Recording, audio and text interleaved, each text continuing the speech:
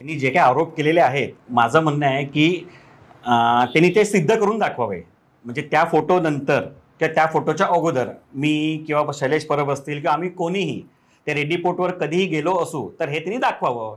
तिकडे सीसीटीव्ही कॅमेरे असतील किंवा काही असेल त्यांनी दाखवावं. जसे त्यांना हे फोटो मिळाले तसं त्यांनी दाखवून द्यावं की बाबा आमचं साठवलोटं म्हणजे नेमकं काय आहे, तिकडे गेलोच आहे हे त्यांनी आधी मला सिद्ध करून दाखवावं. नाही तर त्यांनी तरी राजकारणातून माघार घ्यावी, नाही तर मी तरी घेतो सिद्ध झालं तर.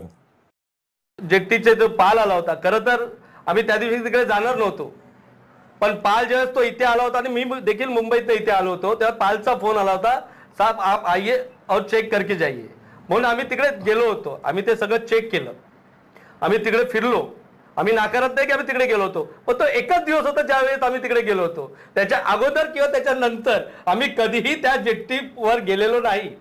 आणि आम्ही कोणताही फक्त कामं देण्यासाठी आमचा व्हॉट्सअपवर कॉल होता, तो आम्ही त्यांच्याशी शेअर करत होतो, जी लोक आम्हाला काही सांगत होते. बाकी आमचा त्या जेट्टीशी काही संबंध नाही.